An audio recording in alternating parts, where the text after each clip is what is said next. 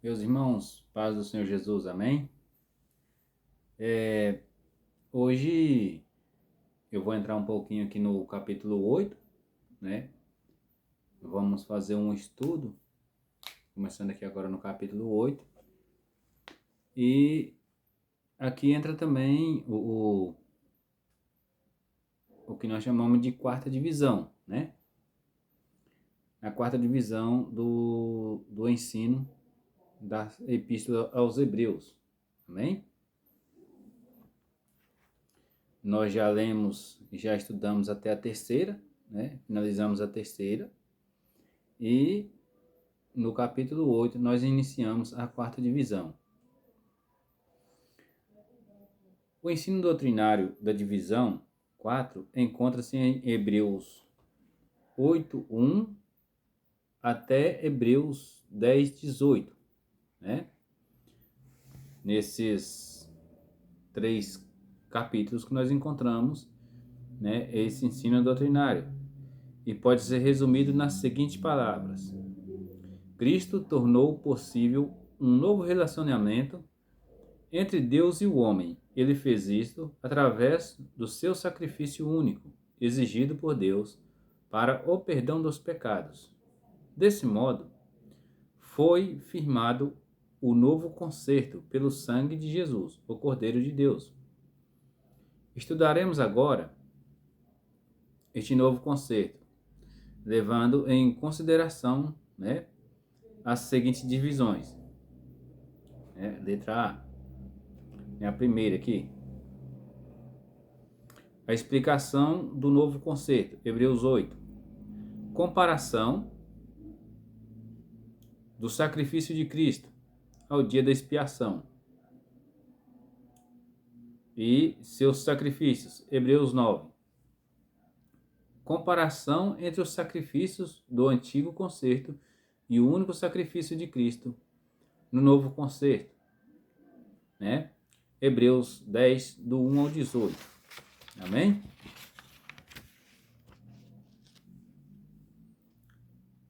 A parte a ser estudada nessa lição, né, ela é a mais difícil de toda a epístola, né, dos Hebreus. Ela é a mais difícil. Então, é necessário que nós tenhamos um pouco mais de atenção nesse ensino, né? E para compreender melhor esse contexto aqui dessa lição, seria bom que vocês lessem esses três capítulos, né? Um sendo o contexto do outro. Aí você compreende melhor, no momento que você estiver lendo esses três capítulos, né? Você compreende melhor sobre essa doutrina, né? Então, meus irmãos, quando nós olhamos aqui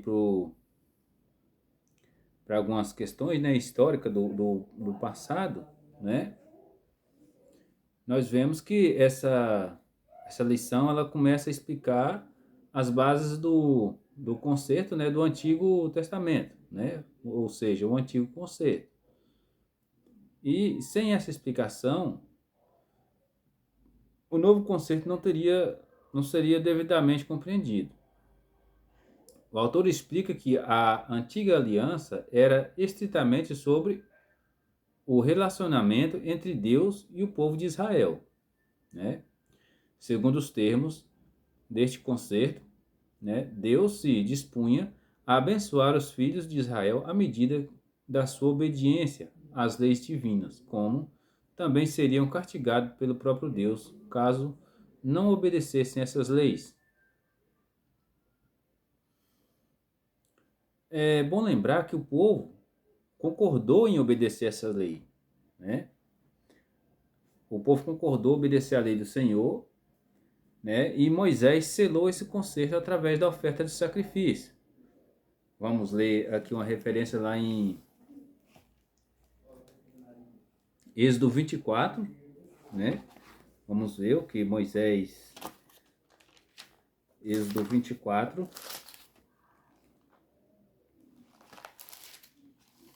Êxodo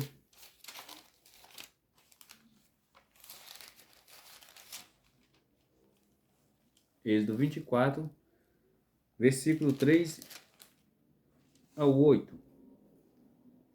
Vindo, pois, Moisés, e contando ao povo todas as palavras do Senhor e todos os estatutos, então o povo respondeu a uma voz e disseram: todas as palavras que o Senhor tem falado, faremos.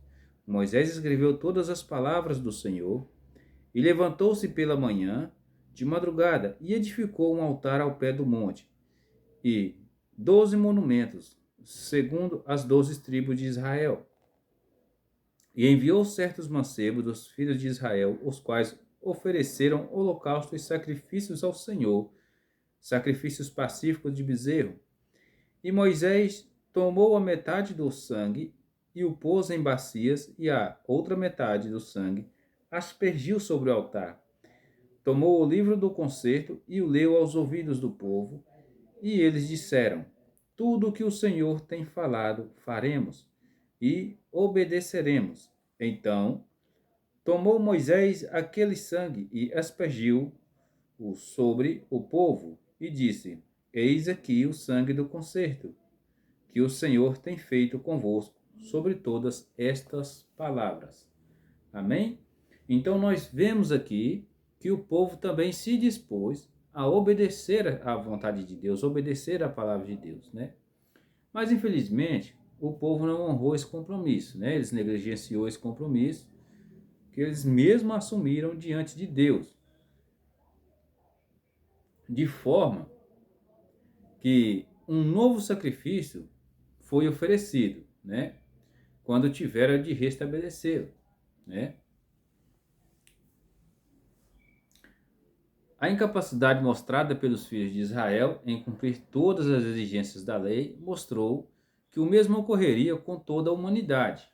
Por essa razão, Deus prometeu seu Filho, através do qual seria oferecido um único sacrifício perfeito e suficiente para a remoção do pecado de tantos quantos nele viessem a crer e obedecê-lo. Só esse sacrifício teria o poder de restaurar a comunhão entre o homem e Deus. Amém? Vamos ler uma referência aqui em Hebreus 9, lá onde nós estamos estudando, né? Aliás, começamos no capítulo 8, né? E estudaremos até o 10. Hebreus 9, versículo 22. E quase todas as coisas, segundo a lei, se purificam com sangue, e sem derramamento de sangue não há remissão de pecados. Amém? A remoção do sistema sacrificial do antigo concerto foi anunciada, né, pelos profetas, mas eu vou ler apenas uma referência que foi anunciada pelo profeta Jeremias, né? Que está no capítulo 31. Jeremias, capítulo 31, 29, 30, 31. Nos versos 31 ao 34.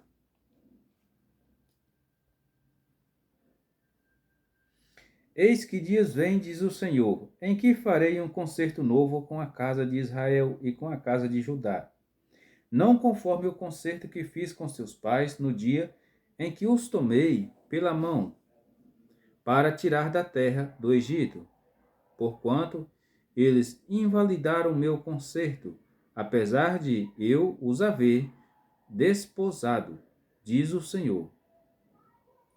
Mas este é o concerto que farei com a casa de Israel depois daqueles dias, diz o Senhor. Porei a minha lei no seu interior, e a escreverei no seu coração, e eu serei o seu Deus, e eles serão meu povo.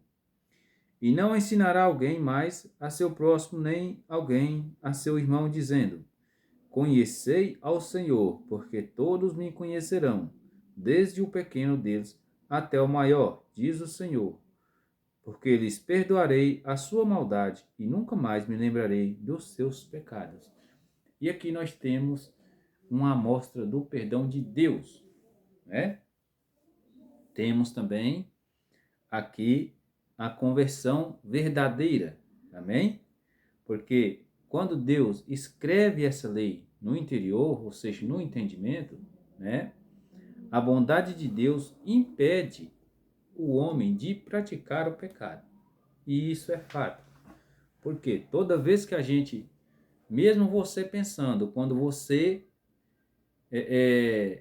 vai vai a cometer o pecado, você se sente entristecido, porque a bondade de Deus está em você, né? Você sente a bondade e a presença de Deus porque você se sente perdoado. Isso se você foi realmente convertido. Amém? É bom lembrar disso. Agora, se não foi, né? Eu oro a Deus e peço que você busque, né? Busque esse perdão com toda sinceridade. Também, nesse contexto aqui, histórico aqui, nós já estudamos sobre Jesus Cristo como o nosso sumo sacerdote, né? E representante perante o trono do Pai. Nos textos seguintes, né? Mais precisamente, nós enfocaremos o sacrifício, né, de Cristo, né? O nosso que o nosso sumo sacerdote ofereceu, né? Enfatizaremos também a superioridade e singularidade desse sacrifício. As pessoas de diversos segmentos, elas buscam por graças, né?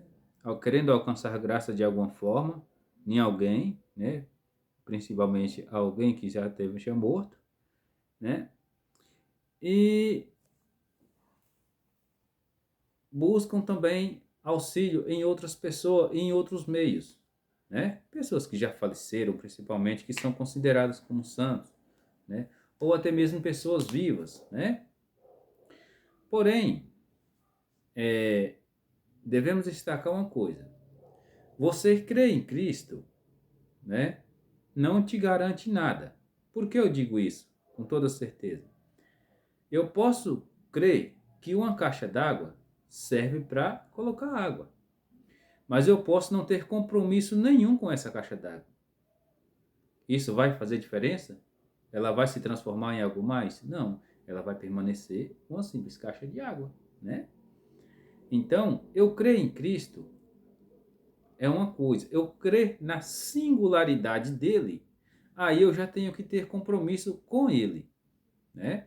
E como ele disse nas suas parábolas, nos seus ensinamentos, né? Quando ele se refere à mostarda, a mostarda é uma árvore que não aceita enxerto. Então ele está dizendo o seguinte, ó, eu não aceito enxerto. Ou você tem fé só em mim ou você não tem, né? Então o caminho é bem estreito mesmo, né? Não existe a probabilidade de você crer em Cristo e em crer em mais alguém. Isso não existe, né? Biblicamente isso não existe. A gente admira, né? Honra as pessoas, tem histórias lindas, né? Mas a Bíblia de Gênesis a Apocalipse, ela mostra apenas Jesus Cristo. Conta histórias, né, de várias pessoas, inclusive tem 40 autores, né? Os escritores da Bíblia são 40 autores. E entre esses 40 autores, várias espécies de livros, de todo tipo literário, você vai encontrar ensinos, né? De todo jeito. E você vai ver sempre um centro nas mensagens. E esse centro das mensagens é Jesus Cristo, né? Não existe outro, né? Voltando aqui, né? Enfatizamos também como eu disse, a singularidade, né, desse sacrifício de Cristo, superior, porque foi oferecido no céu, singular, porque destruiu a penalidade do pecado para sempre. Assim, já não há mais lugar e necessidade de outro sacrifício pelo pecado, haja vista a suficiência daquilo que Cristo mesmo ofereceu, naquele sacrifício que ele mesmo ofereceu. Meus irmãos, isso aqui é sério. Por quê? Eu tenho 4 anos que estou servindo a Deus, né? 4 anos, pela honra e glória do meu Senhor. Eu dou graças a Deus por Ele ter me libertado, né? Me libertou do pecado, da condenação, né? Me deu a fé da salvação, que é um presente, né? Então, o que acontece?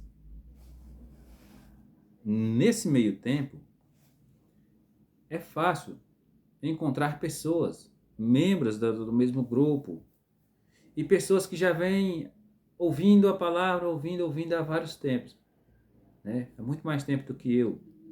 E são pessoas endurecidas, né?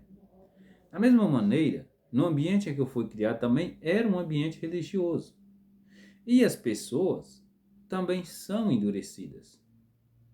Por quê? A palavra de Deus vai dizer que a própria palavra dele é como uma espada de 2 gumes. Então, quando você recebe a palavra de Deus, ela tem 2 finalidades. Ou ela te quebranta ou ela te endurece.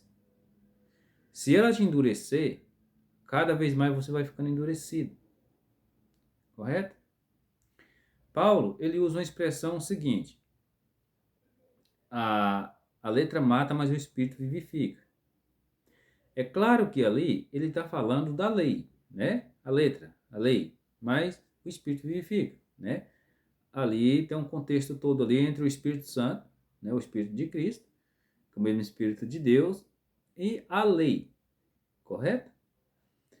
Mas, se a gente analisar, nem todo mundo tem o Espírito Santo de Deus. A pessoa que não foi chamada para a obra de Deus, a pessoa que foi eleito num clero apenas pela simonia, né? Que é o estudo das pessoas que ocupam cargo eclesiástico por poder, né? Por mero poder, por dinheiro. Então, o que é que acontece? Se essa pessoa não tem o Espírito Santo de Deus e ela for pregar a palavra de Deus, que tem muito isso hoje, essa pessoa ela está morta. E um morto não tem vida para dar. Ele não tem nada para oferecer de Deus. Se você ouve uma pregação, seja ela em qualquer ambiente, se você não vê Deus na pregação, eu creio que essa seja a maior maldição que um pregador possa ter na vida dele. É ele pregar o evangelho e não mostrar Deus na sua pregação. Correto? Porque esse é o objetivo da pregação do evangelho. É a pessoa pregar, né? E quem ouvir, ver Deus naquilo ali. Amém? Por quê? A palavra de Deus, ela vai dizer o seguinte, olha, que o Deus desse século, né, cegou os incrédulos para que não lhes resplandeçam, né, a glória de Deus, que é a imagem, né, que é a sua imagem, né, a imagem de Jesus Cristo. Ou seja, mediante a pregação do evangelho, como é que eu vou ver Jesus? Olhando para o meu próximo, eu não vou ver. Eu não vou ver Jesus olhando para o meu próximo. Eu vou ver Jesus através da pregação do evangelho. Amém? E o que é o evangelho? É a palavra de Deus. Toda a palavra de Deus que aponta para Cristo. Não é a palavra que aponta para a tua necessidade. Não é a palavra que aponta para te motivar. Porque esse mundo aqui não é brincadeira. Né? Aqui não é brincadeira. Todos nós passamos por lutas. Nós temos mais dias maus do que dias bons. Isso seja ímpio ou seja cristão. É a mesma coisa. Né? Apesar que o cristão deve andar na obediência, para ele se torna mais pesado ainda, né? Mas nós temos o consolo, né? Na verdade e na veracidade de Cristo, né? Na fidelidade dele. Talvez Deus tenha até promessa para a gente, mas é tanta dificuldade, é tanta peleja que a gente passa no dia a dia, né? É tanto transtorno, que você acaba não crendo mais naquela promessa, não sendo sustentado naquela promessa, mas sendo sustentado apenas na fidelidade de Deus, né? que é o que aconteceu ali com Abraão no momento que ele ia sacrificar a promessa. Como que você imagina uma coisa dessa? Deus vem para Abraão e falou: essa aqui é a tua promessa. Agora Deus vai falar para Abraão: agora vai lá e sacrifica a tua promessa. Ele estava crendo na fidelidade de Deus, mais nada. Ele falou: Senhor, o Senhor é fiel, eu vou fazer o que tu está mandando, porque eu sei que o Senhor é fiel, né? Então, chega um determinado momento que as provas, as lutas, né, elas são tão intensas, né, que você tem que crer apenas na fidelidade de Deus e na palavra dele. E mais nada. Né? A gente esquece até da promessa. Né? E isso acontece com todos nós. Né? Mas a maior promessa de Deus sobre a vida do cristão, né, essa, nós descansamos nele a todo momento. Porque é a salvação. Né? É esse perdão que eu acabei de ler aqui para vocês. Amém?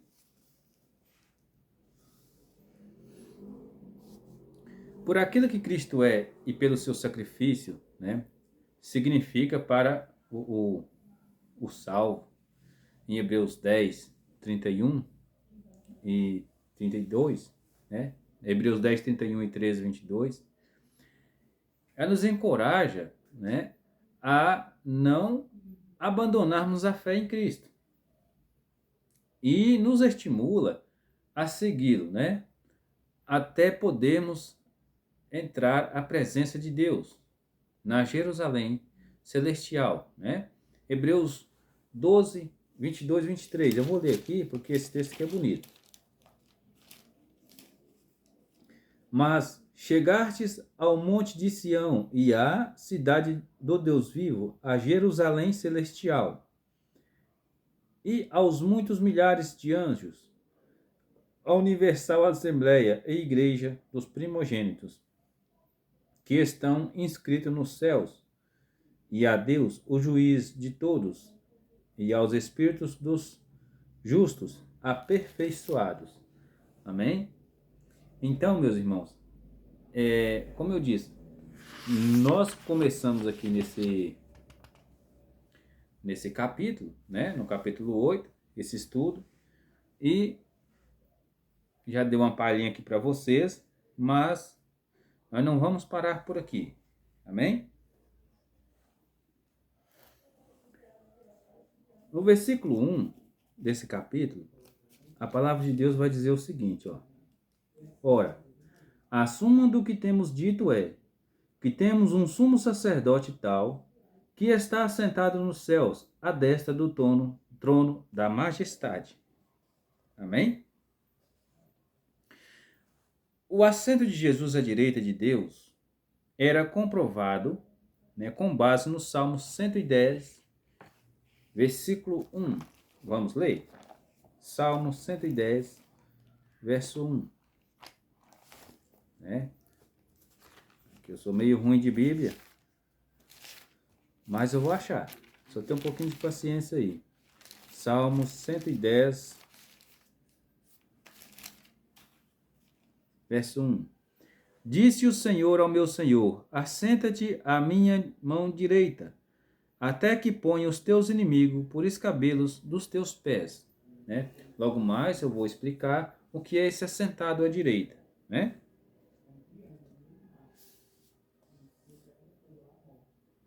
E também repetida essa palavra aqui em Hebreus, né?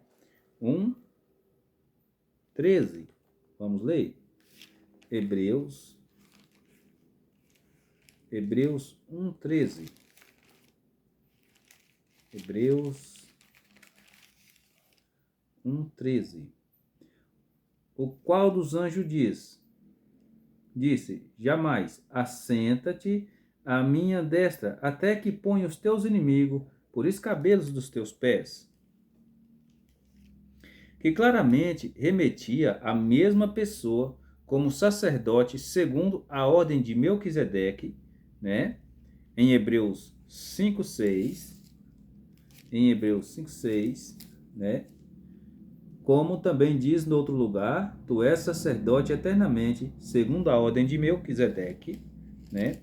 E Hebreus 7:17, que vai dizer, porque dele assim se testifica, tu és sacerdote eternamente, segundo a ordem de Melquisedeque. E é a mesma profecia do Salmo 110, versículo 4. Amém? Meus irmãos, como eu já disse no início, né? Esses capítulos aqui, esses são mais difíceis um pouco, eu vou aprofundar mais um pouco na palavra de Deus, amém? Para que vocês, a minha vontade é que vocês aprendam e que tenham uma melhor compreensão. E se isso acontecer, glória a Deus por isso, amém? Nos versículos 2 ao 5, a palavra vai dizer o seguinte, eu vou começar do 1, versículo 1. Ora, a suma do que temos dito é que temos um sumo sacerdote tal que está assentado nos céus, à destra do trono da majestade. Versículo 2. Ministro do santuário e do verdadeiro tabernáculo, o qual o Senhor fundou, e não o homem, porque todo sumo sacerdote é constituído para oferecer dons e sacrifícios, pelo que era necessário que este também tivesse alguma coisa que oferecer. Ora, se ele estivesse na terra, nem tampouco sacerdote seria, havendo ainda sacerdotes que oferecessem dons segundo a lei, os quais servem de exemplar e sombra das coisas celestiais, como Moisés divinamente foi avisado, estando já para acabar o tabernáculo, porque foi dito: olha, faze tudo conforme o modelo que no monte se te mostrou. Amém? Vamos entender um pouco mais aqui sobre isso, né? Aqui do versículo 2 ao 5. Aí, uma coisa que a gente tem que ter uma noção aqui, numa palavra traduzida aqui, né? Por figura, que significa projeto ou plano, né? E a referência dela está aqui em Ezequiel 42:15, né? Em Ezequiel 42:15, que ela vai dizer o seguinte. Ezequiel 42:15. E, acabando ele de medir o templo interior, ele me fez sair pelo caminho da porta, cuja face olha para o caminho do oriente, e mediu ao redor, né? Então, aqui é o plano, o projeto, amém? Aqui em Ezequiel, né, fala do templo, do mundo vindouro, né? Aqui o autor de Hebreus, ele poderia, claramente, eu acredito que ele tenha feito isso, né? Interpretar essa passagem de modo simbólico, né? Porque ela tem muitos detalhes, né, na sua abordagem. Então, resumindo, eles falam numa palavra só, amém? A questão de algumas palavras não ser bem compreendida é mesmo uma questão de linguagem. Por quê? Eu vou explicar para você. Se você já é mais velho, se alguém perguntar, chegar para você e falar o seguinte, te perguntar qual a sua graça, você vai saber que é o seu nome, correto? Mas se você perguntar isso para um jovem, ele não vai saber. Amém? Mas você sabe. Por exemplo, você chega e fala, ó, o meu tio indagou a minha tia. O que é isso? Uma pessoa mais velha saberá. Não precisa nem ter estudado para isso. Não precisa nem ser estudado para isso. Porém, uma pessoa jovem não sabe o que é isso, né? Então, aí tem uma diferença de linguagem, né? De acordo com a linguagem vai ficando mais moderna, as pessoas vão acompanhando com a linguagem moderna, porém o significado é o mesmo. Amém?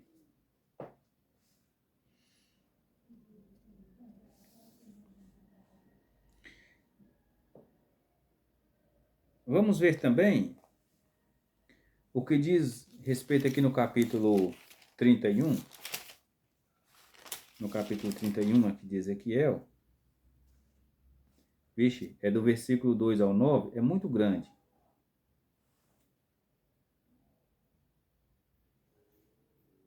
Aqui fala da lamentação do faraó, né? Mas também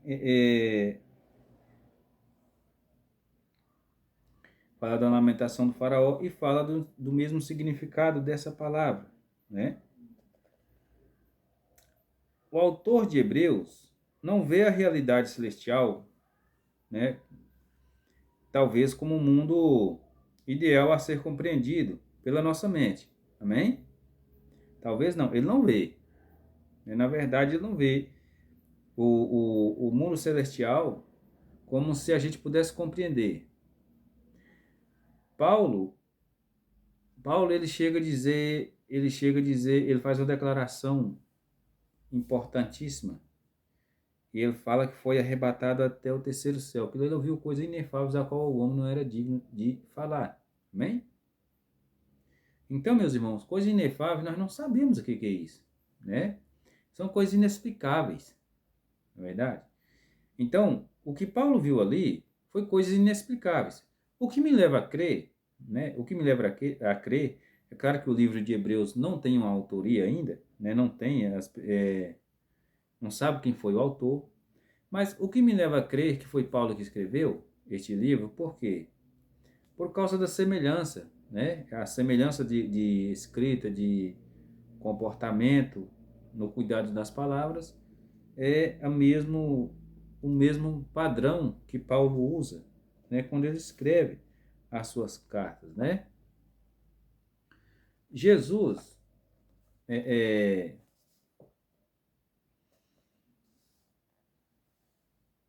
meus irmãos, Jesus aqui, no cumprimento dessa palavra, tudo que é majestoso, aqui para nós aqui na Terra, tudo que foi majestoso ali para aquele pessoal da época do sacrifício e tal, tudo aquilo ali, o que representava Cristo, né? Era tipo, né? E Cristo é um antítipo daquelas coisas. Então o que acontece, meus irmãos? Também o tabernáculo, né? Essa planta aqui, esse projeto, essas coisas aqui, tudo aqui do capítulo 8, que nós lemos até agora, né?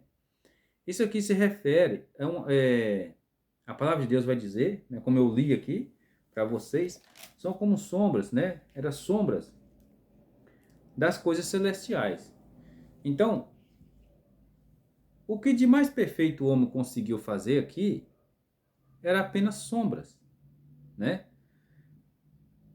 A antiga aliança, ela é tratada como sombra, né? É por isso que dificilmente uma pregação da antiga aliança ela vai edificar alguém, trazer alguém para a salvação. Por quê? Apesar de apontar para Cristo, né? Na antiga aliança nós temos muitas, mas muitas promessas.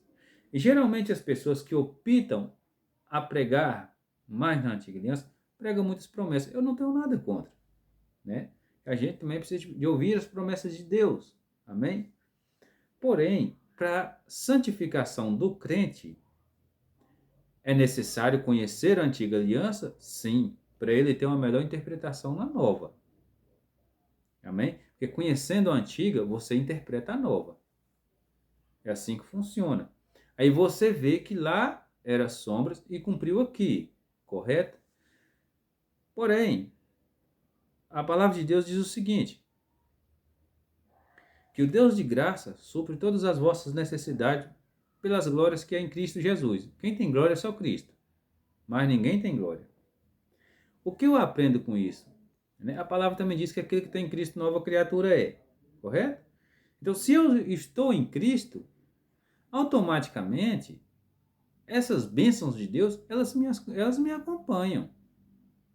O problema é quando eu pego um ministério que Deus colocou na minha mão, por exemplo, alguma coisa do tipo, né? E vou querer me gloriar naquilo, querer glória para mim. Porque quando eu olho para a Escritura, eu vou citar o apóstolo Paulo, né?